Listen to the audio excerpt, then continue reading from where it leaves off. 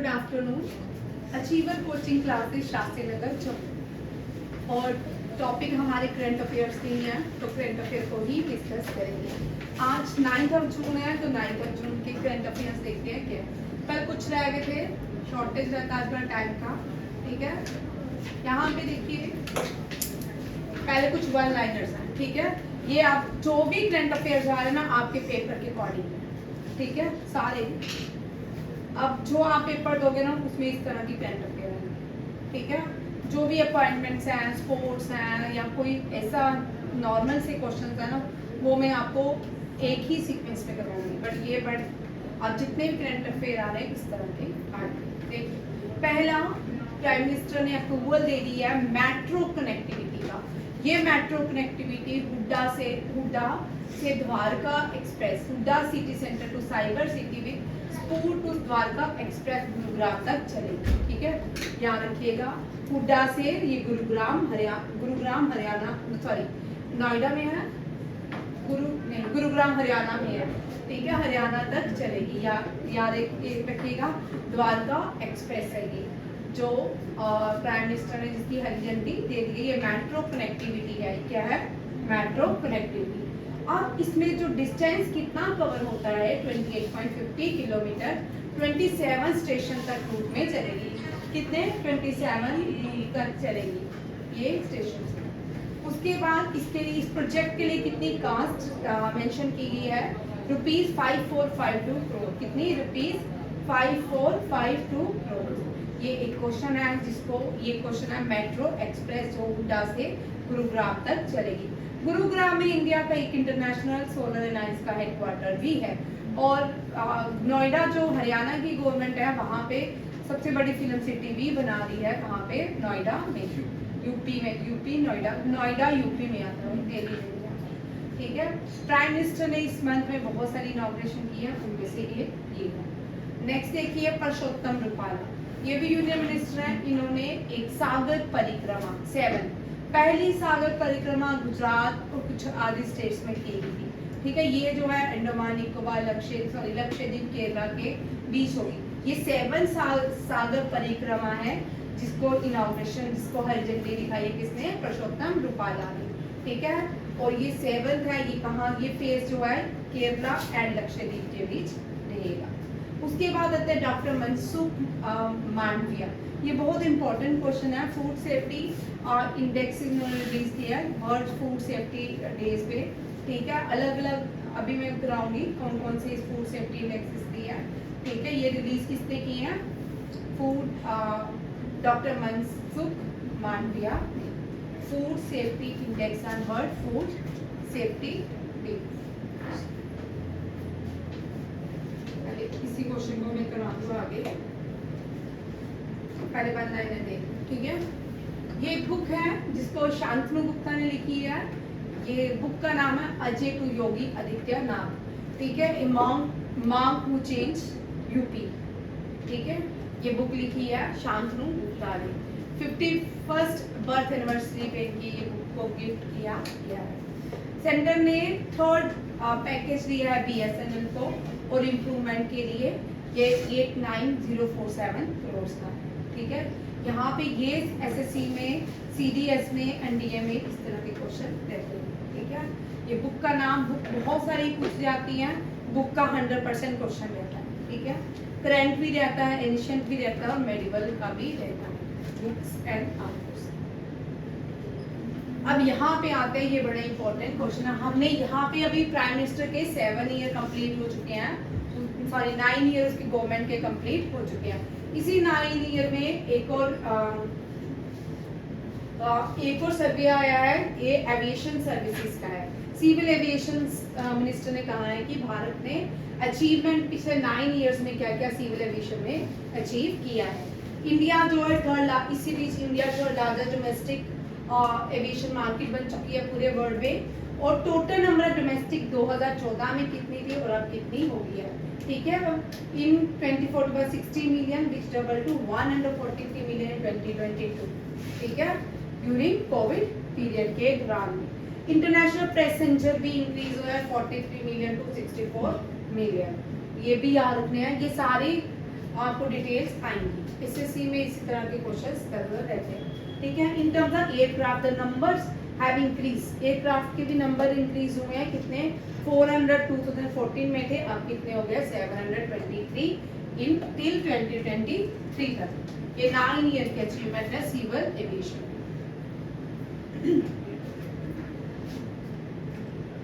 74 airport connectivity थी 2000 तक, और अब ये भी बढ़ के कितने हो गया है? ये भी ज्यादा हो चुके हैं। Only 74 operation in the country, ठीक है, टिल 2024 तक। आगे देखिए, गवर्नमेंट ने एक इसी बीच बहुत सारे ऑपरेशन में लॉन्च किए हैं। उड़ान स्कीम लॉन्च की थी। उड़ान स्कीम के अंदर 180 आरसीसी एयरपोर्ट बनाए गए, 25 वाटर एयरड्रॉम्स बनाए गए, 40 हेलीपैड बनाए गए, और जो कि इनमें से 1152 वैलिड अवॉर्डेड आरसीएस रूट्स, जिनको आरसीएस रूट्स में रखा गया है। 475 RCS routes have commenced connecting 74 airports including 9 helicopter and 2 water aerodromes। ये सारी 9 इयर्स की अचीवमेंट। इसी बीच एक और 11 मोर ग्रीनफील्ड एयरपोर्ट भी खोले गए हैं, ठीक है। Highest greenfield airport Leh Ladakh में खोला गया है, ठीक है। ये सारी अचीवमेंट है किसकी? एक और स्कीम थी जो बड़ी इंपॉर्टेंट है, वो है डिगी स्कीम। हमने बड़ी बात पहले की है। डिगी स्कीम को भी डोमेस्टिक फ्लाइट्स के लिए लॉन्च किया गया था, सिविल एविएशन के अंदर ही लॉन्च किया गया था। ये एक वर्ल्ड में बड़ी इस स्कीम को लेके बड़ी सारी कहना है कि ये गोल्डन स्कीम मानी जाती है। इसी स्कीम के अंदर 3 एयरपोर्ट पहले लॉन्च किए गए थे, दिल्ली में, बेंगलुरु और वाराणसी के अंदर 2022 में। अब 2023 में 4 और एयरपोर्ट्स लॉन्च किए जाएंगे, हैदराबाद, कोलकाता, पूना एंड विजयवाड़ा इन मद्रास 2023 तक हो चुकी है, ठीक है। नेक्स्ट फेज फिर आएगा डिगी यात्रा में, डिगी स्कीम के अंदर। याद रखिएगा, डिगी स्कीम के अंदर पहले 3 एयरपोर्ट दिल्ली, बेंगलुरु और वाराणसी में खोले गए थे, और अब 4 जो है हैदराबाद, कोलकाता, पूना एंड विजयवाड़ा में खोले। ये सारे इंपॉर्टेंट क्वेश्चन है, ठीक है। ये एविएशन मिनिस्टर है ज्योति आदित्य सिंधिया, ठीक है। ये पहले कांग्रेस के मिनिस्टर थे, अब ये किसके हैं? अब ये बीजेपी में काम करते हैं, ठीक है। स्मृति ईरानी है चाइल्ड एंड वेलफेयर मिनिस्टर है, ये हमें पता है, ठीक है। इसने एक स्कीम लॉन्च की है जिसका नाम है अमृत जनरेशन। अमृत जनरेशन जो स्कीम है ये यंग जनरेशन के लिए लॉन्च की गई है। अब ये स्कीम लॉन्च की है किसके साथ मिलके? मेटा के साथ। किसके साथ? मेटा के साथ कोलैबोरेशन किया गया है अमृत जनरेशन के लिए, जिसमें कहा गया है कि to empower and engage the youth of India to express their future aspiration and dreams, ठीक है। ये स्कीम याद रखेगा, अमृत जनरेशन जो स्कीम है स्मृति ईरानी ने लॉन्च की है। और G20 वुमेन मीटिंग्स जो थी उसको भी इनॉग्रेशन स्मृति ईरानी ने किया है। Smriti Irani child and welfare development minister है, प्लस माइनॉरिटी अफेयर्स मिनिस्टर भी है भारत। नेक्स्ट देखिए, यहाँ पे इम्पोर्टेंट क्वेश्चन बनता है। अब हर साल हमें पता है यूएनएससी के कितने मेंबर्स हैं, ठीक है। यूएनएससी के जो नए बच्चे हैं वो सुनिए, तू सुन भाई, बाद में देखना। United Nation Security council, United Nation Security council United Nation का एक पार्ट है, ठीक है, एक ऑर्गन है जो क्या करता है, इसका एक काम है कि ये 5 देश मिलकर यूनाइटेड नेशन सिक्योरिटी काउंसिल का एक रोल प्ले करते हैं। इनको एक पावर दी गई है, ये 5 परमानेंट कंट्रीज है जिनको एक पावर दी गई है, वो है वीटो पावर। उस वीटो पावर को ये क्या करते हैं, यूज करते हैं। अगर किसी भी कंट्रीज के अगेंस्ट या फेवर में कोई भी डिसीजन लेना हो तो उस वीटो पावर का यूज किया जाता है। 5 लोगों में से अगर एक भी पर्सन जो है वीटो पावर का यूज नहीं करता किसी के अगेंस्ट या फेवर, तब भी उसको ये उसका कोई भी जो इश्यू होता है वो वहाँ पे पास नहीं होता है, ठीक है। ये पावर्स हैं 5 नेशन की। ये 5 नेशन है United nation, United USA, United state of America, United kingdom, Russia, France and China. ये 5 यूनाइटेड नेशन सिक्योरिटी काउंसिल के मेंबर्स हैं, ठीक है। इन 5 में से आप कहते हैं, और 10 टोटल जो मेंबर है अभी मैं करवा दूँ, ठीक है। टोटल जो मेंबर है वो 15 है, ठीक है। 5 परमानेंट बॉडीज हैं और 10 जो है नॉन परमानेंट बॉडीज है। अब इन्होंने कहा कि हमने 5 और इलेक्ट कर ली है, जो कि नेक्स्ट जनवरी में जिनका फंक्शन शुरू हो जाएगा वो एज ए मेंबर पार्टिसिपेट करेंगे। उनका काम एज अ मेंबर जनवरी में शुरू होगा। और कहा है कि जिनका जून में हुआ है वो 2 साल के लिए किन किन को अभी रखा गया है, ये Algeria, Guyana, republic of Korea, Sierra Leone and Slovenia. ये अभी नॉन परमानेंट मेंबर है जिनका जून 6 से टेन्यूर स्टार्ट हुआ है। आर यू भाई आगे क्वेश्चन आ गया। ये 5 न्यूली इलेक्टेड कंट्री है विल ज्वाइन इक्वाडोर, जापान। यहाँ पे ये क्वेश्चन यहाँ तक लिखिए। मैंने बोला कि 6 जून तक ये 5 जो कंट्रीज हैं ये इनका फंक्शन स्टार्ट हो गया। अब इन्होंने बोला कि अब हमने 5 और ने क्या नॉन परमानेंट मेंबर्स को ऐड किया है। ये 5 नॉन परमानेंट मेंबर्स कौन से हैं देखिए।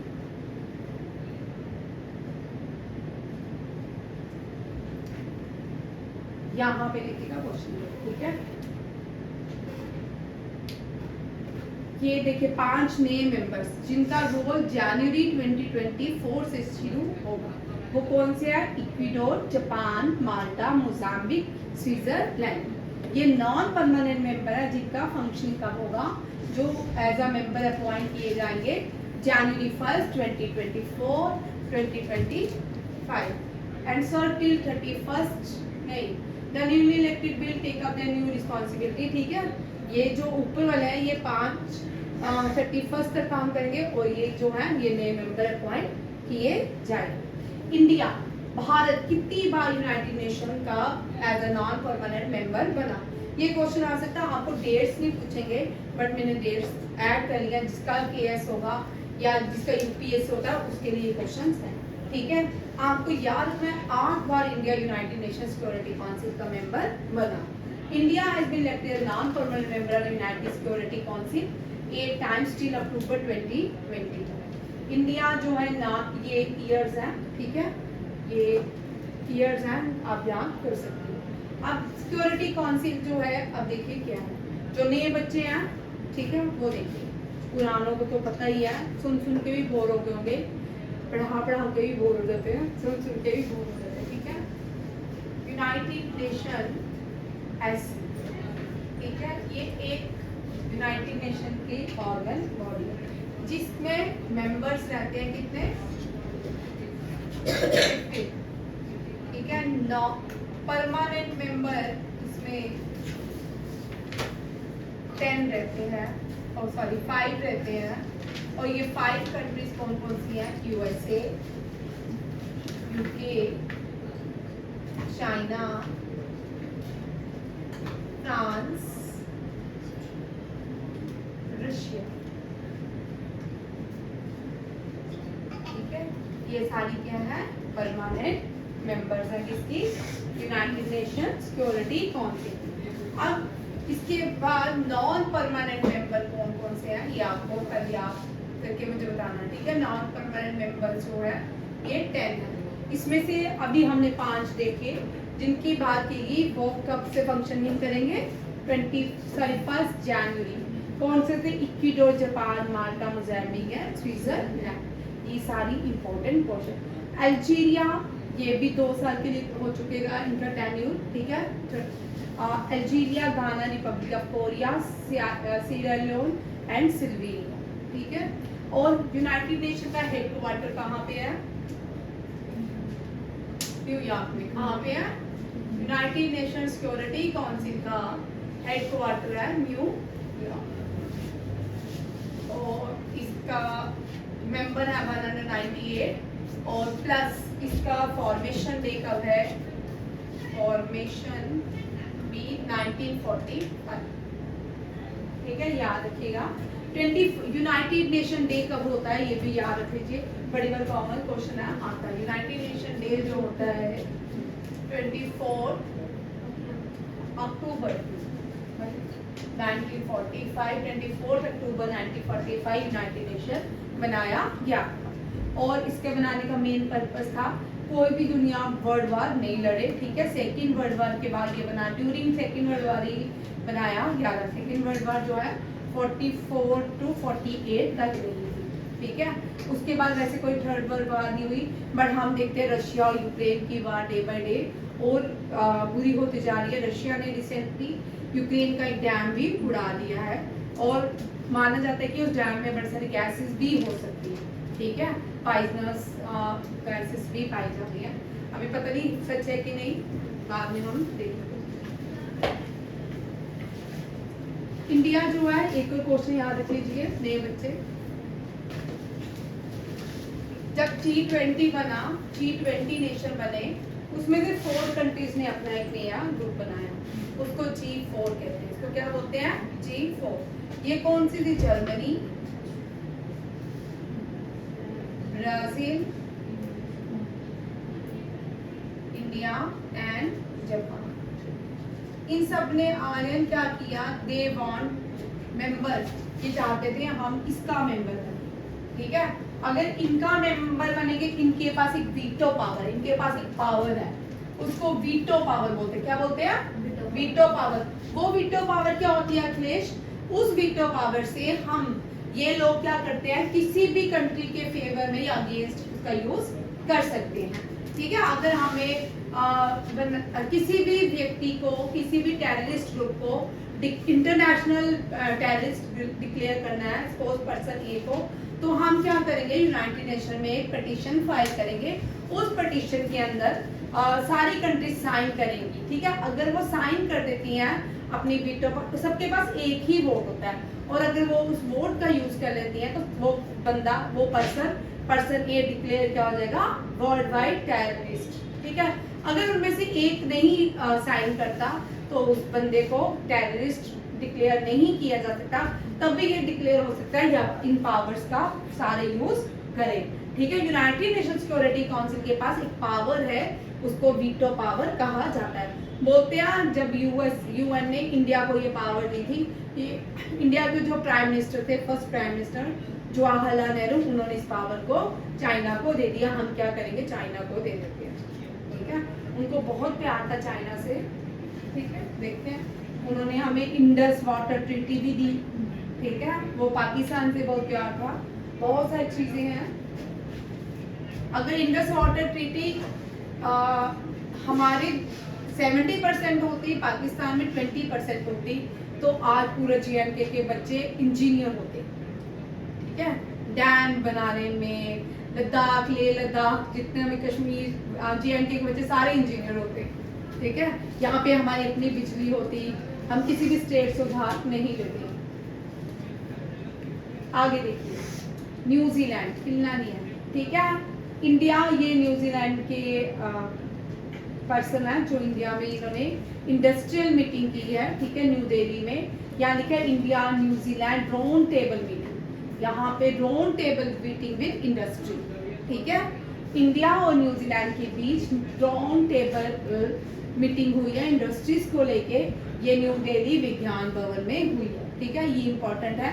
आपको क्वेश्चन क्या आता है, नॉर्मल अगर एग्जाम होते हैं उसमें पूछा जा सकता है इंडिया न्यूजीलैंड राउंड टेबल जो मीटिंग हुई है कौन सी कंट्री में ऑर्गेनाइज की गई है, ये कहाँ पे ऑर्गेनाइज की गई है? न्यू दिल्ली विज्ञान भवन में। इसका सेकंड क्वेश्चन यहाँ देखिए, इस मीटिंग में किन किन लोगों ने पार्टिसिपेट किया? भारत की तरफ से additional secretary department of commerce, वो ये है राजेश अग्रवाल, और न्यूजीलैंड के high commissioner mister David pine, इन्होंने पार्टिसिपेट किया, ठीक है। ये दोनों क्वेश्चन जो कॉन्फ्रेंसिस के क्वेश्चन होते हैं ना, उनमें से ये क्वेश्चन भी पूछे जाते हैं कि कौन कौन लोगों ने पार्टिसिपेट किया, ठीक है। ये मीटिंग क्या है? India New Zealand round table meeting. ये first round table meeting Gandhi ji वाली नहीं है, ठीक है, और ये सेकंड राउंड टेबल मीटिंग नहीं है। ये कौन सी मीटिंग है? इंडस्ट्री को लेके between India and New Zealand. New Zealand देखिए भाई, न्यूजीलैंड की पोजीशन पता चल गई, इसका मतलब ये कहाँ पे है बताओ मुझे थोड़ा। भाई ऑस्ट्रेलिया के बगल में ना बोल, ऑस्ट्रेलिया के बगल में, हाँ एक राइट। और कौन सा ocean? Very good, southern hemisphere plus Pacific ocean. New Zealand की पोजीशन पता चल गई। न्यूजीलैंड इधर नहीं है, न्यूजीलैंड इधर है, ठीक है। मैं आपको डेली मैप बताती हूँ ताकि आपको सारी कंट्रीज के बारे में पता चल जाए। पेरू यहाँ पे है, हमने अभी एक जो सूरीनाम, सूरीनाम कहाँ पे है अभी पढ़ा था, यहाँ कहीं पपुआ गुनी, सॉरी सूरीनाम तो साउथ अमेरिका में है, पपुआ गिनी, ठीक है, वो भी पैसिफिक, सदर्न पैसिफिक ओशन के ऊपर, ठीक है। ये बड़ी सारी, हमने फिजी, फिजी भी यही है, ठीक है। फिजी यहाँ साउथ अमेरिका में नहीं है, ठीक है।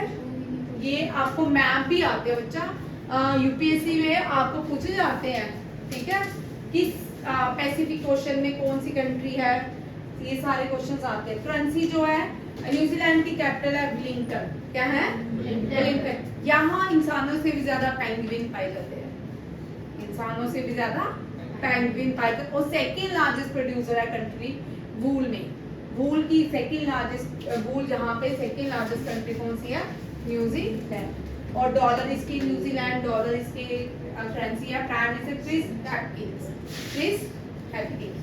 न्यूजीलैंड जो है आइलैंड नेशन है, सदर्न वेस्टर्न पैसिफिक ओशन के ऊपर, किसके ऊपर, southern western Pacific ocean.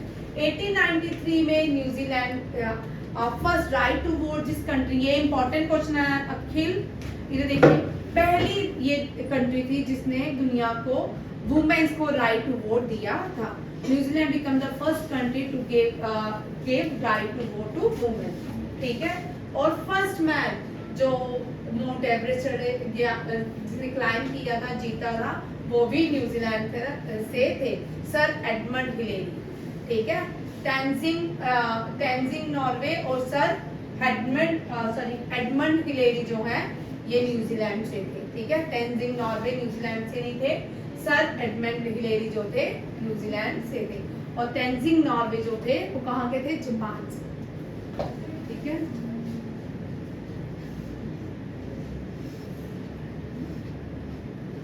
World milk day observe on 1 जून। और थीम इसका याद करना वेरी इंपॉर्टेंट। एसएससी में ये अभी एसएससी सीजीएल के एग्जाम आने वाले हैं आपके, ठीक है। Show casing how dairy reduce इस एनवायरमेंटल फुटप्रिंट, हिल रहा है आप, while also providing nutritious food and livelihood। ये इंपॉर्टेंट है, थीम आपको सारे याद करने हैं, ठीक है। कोई श्योरिटी नहीं है नहीं आने की, आ भी सकते हैं, ये प्रोबेबिलिटी रहती है इसकी, हमेशा आ भी सकते हैं, नहीं भी आ सकते हैं, आने के चांसेस भी रहते हैं, याद करना, ठीक है। और ये इम्पोर्टेंट है थीम, कई बार हो सकते हैं जैसे NTA 29 कोविड से पहले वाले जो क्वेश्चन थे उनमें एग्जाम में केवल वो 14 का पूछ सकते थे, 15 का पूछ सकते थे, ठीक है। हो सकता है आपके आने वाले टाइम में और ज्यादा कंपटीशन हो जाए तो उसमें ज्यादा। World food safety day, world food तार ही लेगी बेटा, वर्ल्ड फूड सेफ्टी डे, ठीक है, जून 7 को मनाया जाता है। अभी मैंने बोला डॉक्टर मनसुख मांडविया ने वर्ल्ड फूड सेफ्टी डे पे रैंकिंग, इंडिया की रैंकिंग को रिलीज किया है। केरला ने टॉप किया है, पंजाब सेकंड नंबर पे रहा और तमिलनाडु थर्ड नंबर पे रहा। स्मॉल सिटी में गोवा से फर्स्ट नंबर पे रहा और जम्मू एंड कश्मीर, दिल्ली एंड एक और प्लेस है जो यूटी में third number, Jammu and Kashmir, Chandigarh और दिल्ली, ये फर्स्ट सेकंड थर्ड प्लेसेस पे रही। अभी आगे क्वेश्चन आएगा, देखिए। वर्ल्ड फूड सेफ्टी डे का थीम देखिए, food standard save lives. Food standard हम सब आपको बोलते हैं, हम सबको ही बोला जाता है इंक्लूडिंग मी आल्सो, कि अच्छा खाना खाएं ताकि आपकी हेल्थ अच्छी रहे, ठीक है। World Ocean Day June 8, World Ocean Day June 8। और थीम है planet ocean the tides are changing, the tides are changing.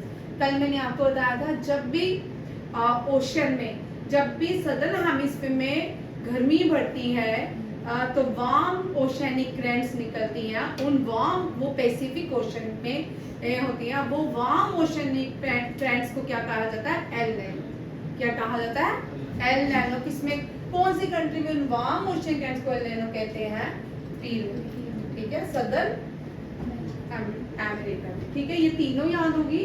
World milky day का थीम क्या है, showcasing of dairy reducing it's environment footprint while also providing nutritious food and livelihood। World Food Safety Day, ये इसका भी theme लिखा है, and world Ocean day का भी थीम लिखा है। ये बड़ा इम्पोर्टेंट और इंटरेस्टिंग है थोड़ा क्वेश्चन, ठीक है। अब ये जो लेडी है ये तो पता ही आपको, मीनाक्षी लेखी है। इन्होंने एक इनॉग्रेशन किया है national archives of India, international archives day के ऊपर।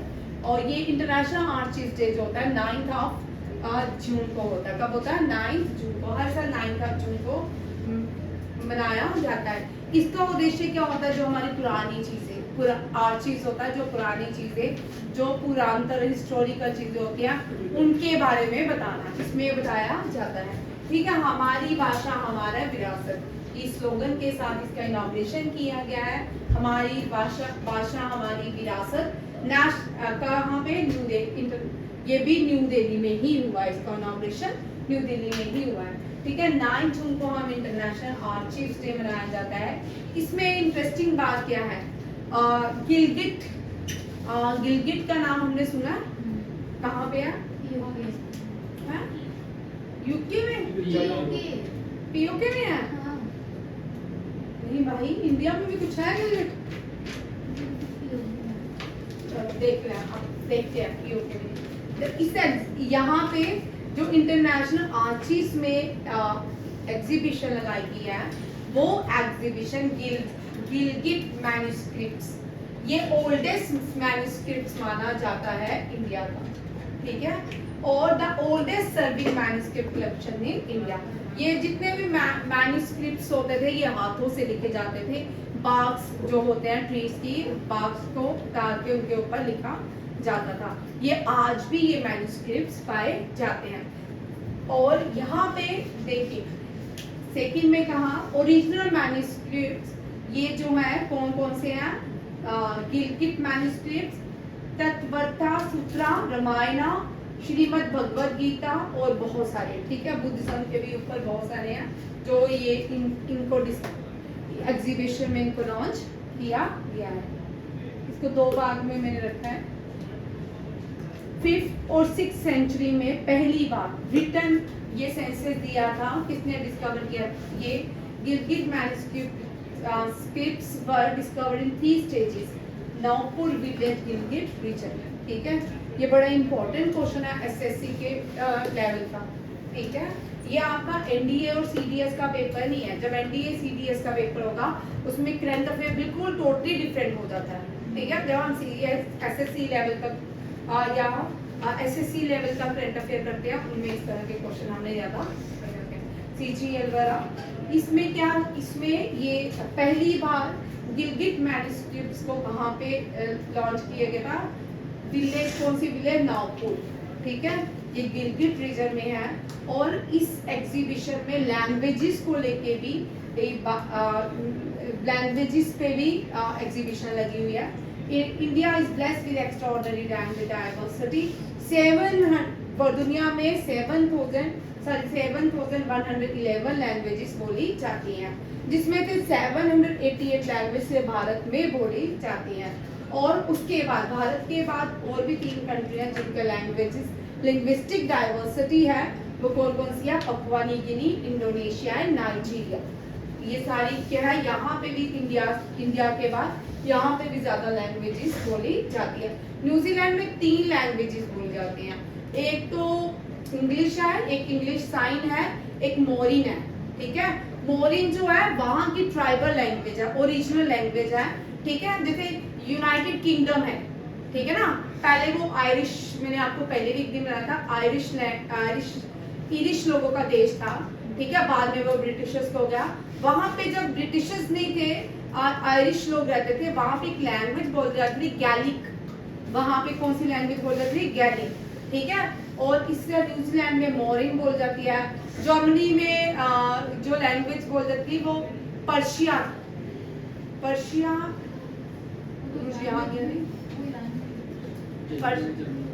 जर्मनी, एक कुर्सी आपको स्किप हो गया, इस तरह की कोई लैंग्वेज थी, ठीक है। गैलिक जो थी वो बाद में जब ब्रिटिशर्स आए उन्होंने गैलिक को डोमिनेट कर दिया धीरे धीरे, टाइम के साथ गैलिक जो लैंग्वेज है वो खत्म होती गई और वहाँ पे इंग्लिश जो है अपर लैंग्वेज होगी, ठीक है। इसी तरह इंडिया में 788 लैंग्वेजेस बोली जाती है। और हमारे देश में जब पार्टीशन होगी उसके बाद जब हमारे देश का कॉन्स्टिट्यूशन बना, जो हमारे देश की जो सारी स्टेट की डिवीजन हुई है वो लिंग्विस्टिक बेस पे है। कुछ जगहों में हमारे नॉर्थ ईस्ट में ट्राइबल्स जो हैं वो लिंग्विस्टिक बेस में नहीं है, वो कास्टिज्म की बेस पे है। बट जो साउथ इंडिया है उसकी जो डिवीजन हुई थी वो लिंग्विस्टिक बेस में हुई थी। वेस्ट इंडिया में देखा जाए बॉम्बे, गुजरात, पूना, बॉम्बे की जो डिवीजन हुई थी गुजरात और गोवा से, वो भी लैंग्वेज के बेस पे हुई थी। बॉम्बे में मराठी बोली जाती है, गुजरात में गुजराती और गोवा में कोंकणी बोली जाती है। ये तीनों ही लिंग्विस्टिक बेस पे अलग हुए थे। इसी तरह आंध्र प्रदेश देश की पहली स्टेट बनता है जहाँ पे लिंग्विस्टिक क्या हुआ था, डिवीजन हुआ था। आंध्र प्रदेश में कौन सी बोली जाती है? तेलुगु। आंध्र प्रदेश में तेलुगु, तमिलनाडु में तमिल और केरला में मलयालम। याद रखिएगा, केरला में मलयालम, तमिलनाडु में तमिल और आंध्र प्रदेश में तेलुगु बोली जाती है।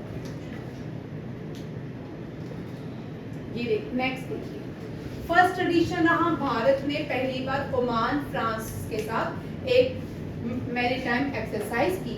ये maritime exercise gulf of Muscat में की गई।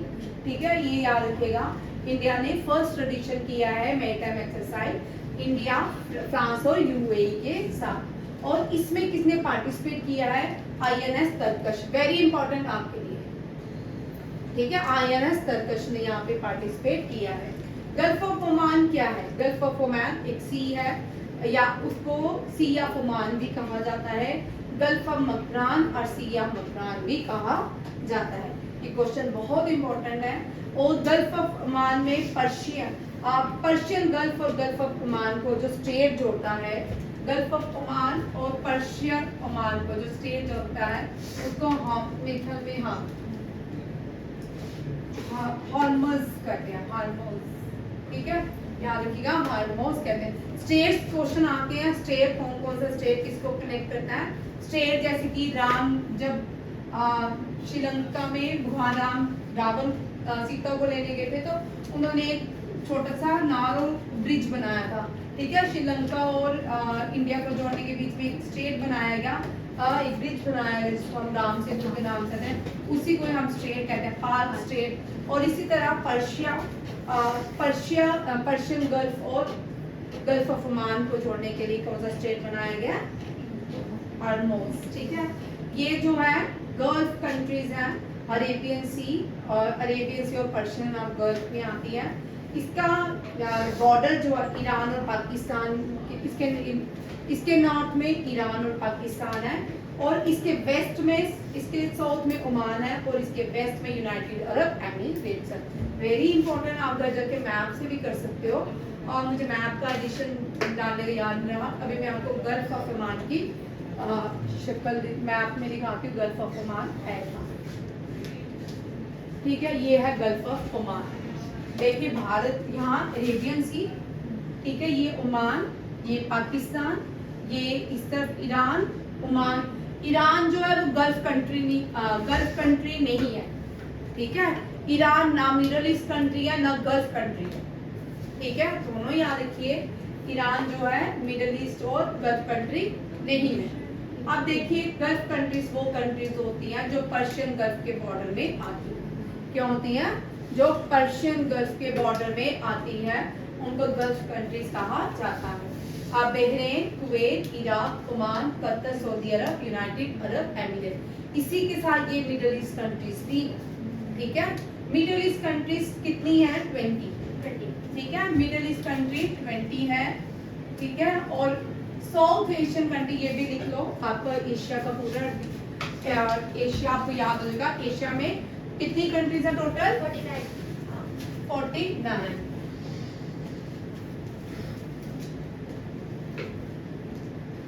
ये इंपॉर्टेंट टॉपिक है एशिया। आप एशिया के मुझे स्टेट्स एंड कैपिटल दे दोगे? ठीक है, पूरी मैं आपको डिवीजन करके बता देती हूँ। ठीक है, एशिया, साउथ एशिया कंट्रीज हैं कितनी? 8। ओ भाई 8। ठीक है, सेंट्रल एशिया 12, मिडिल ईस्ट 20, ठीक है। और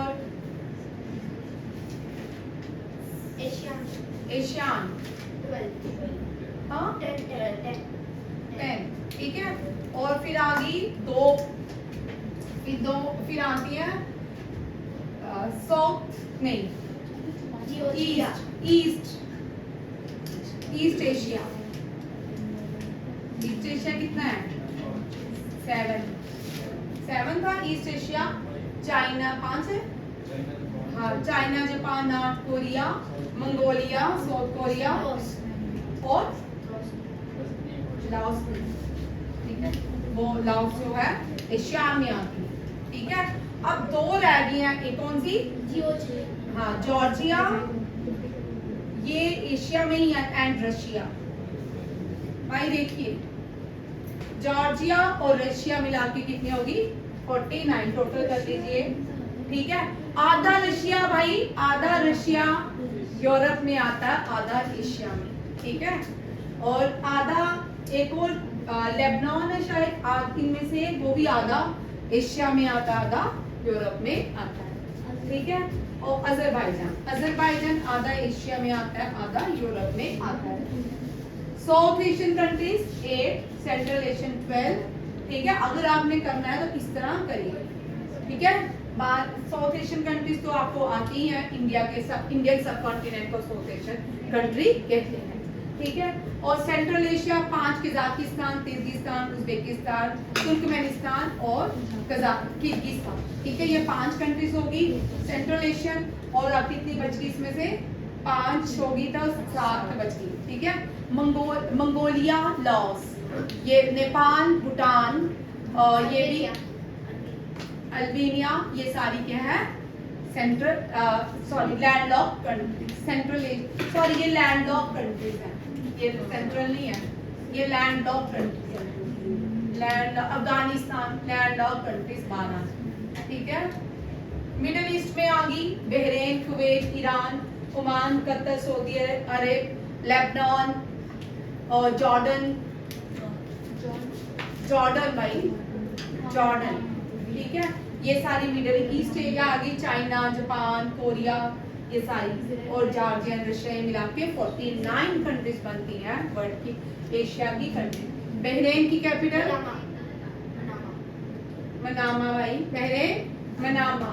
Kuwait, Iraq Baghdad, Oman Muscat, ठीक है। Qatar Doha, Saudi Arab Riyadh, Saudi Arab Riyadh, United Arab Emirates Abu Dhabi. लिख लो आप लोगों के आसान होता है, ठीक है। बहरीन भाई इन्होंने ये RIMC में है मनामा, ठीक है। कुवैत सिटी, ये इनको आती है बड़े वालों, ठीक है। कुवैत सिटी, ठीक है। Iraq Baghdad, Oman Muscat, Qatar Doha वहां, आगे क्या है? Saudi Arab Riyadh and Abu Dhabi,